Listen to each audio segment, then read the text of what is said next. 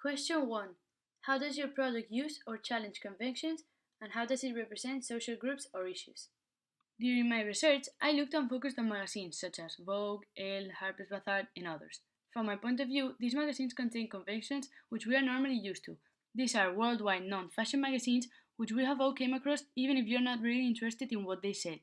I believe the features of these magazines, such as the mottos, the clothes, and the overall presentation of the covers and images, play an important role as they are used as a way of conveying meaning, and it's important that your target audience feels attracted to your issue if you want it to succeed. On the covers, they normally feature famous celebrities, including actors, singers, models, and also social media celebrities have been increasingly featured in a remarkable way as social media grows. This is why I decided to follow these conventions, as the main image is a model-like young girl and direct address is also used. I also decided to feature her on the issue as a social media celebrity. This way I would attract my target market as they would hopefully identify with her because of the age and see her at what nowadays is represented as a goal. This way they will aspire to be like her and feel as if reading the article would somehow give them the opportunity of reaching those standards of society. The photo shoot took place on the outside during daytime, on the mountains, and not in a closed room. This way, I was setting my winter theme as this is a December issue, and I also wanted to transmit my audience those winter vibes I was searching for. The masthead of the magazine is presented with an appealing black font, matching the model's jacket, and this way following conventions, also by creating a contrast with the white background created by the snowy landscape, and the text, including the magazine's most important articles, are placed on the issue's sides, in the form of cover lines. This also follows conventions, and it's a very effective way to present the text as it does not overlap with the main figure.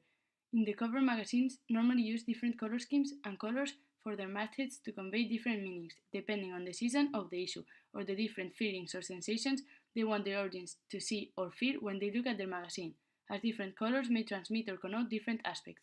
For example, red may be used for late summer or autumn, as it's an emotional intense color and is usually associated with harvest and fall.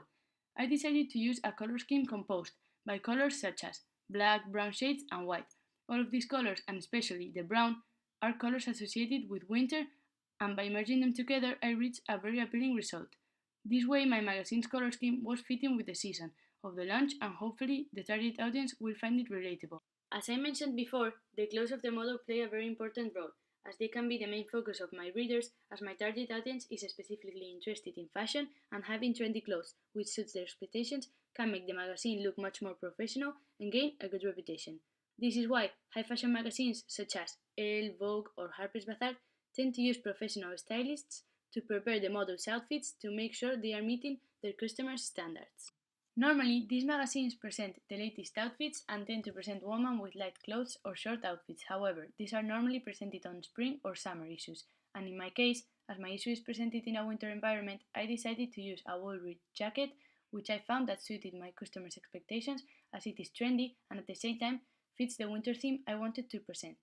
When it came to the content page, I was also inspired by various content pages from the magazine's Vogue and stuck to conventions by organizing the text in columns and in sections with a bold subheading. The word context itself is featured in a brown font following the color scheme and linking it to the main image.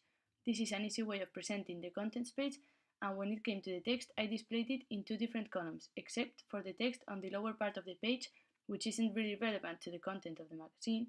This is an effective way of making it easier for the reader to read throughout the page, and they can directly know on which page they can find the articles they are most interested in. However, I thought I could challenge conventions by presenting the different sections' headlines written in French. This isn't done by other magazines, and I thought it would fit pleasantly as French is normally used in the fashion industry on many occasions and presents a unique selling point from the rest of the competitors. My double page spread follows conventions, as it presents an article of a social media celebrity, and there's a main image accompanying the article, in where I placed the name of the makeup and stylist artist, and the name of the clothes featured on the photoshoot.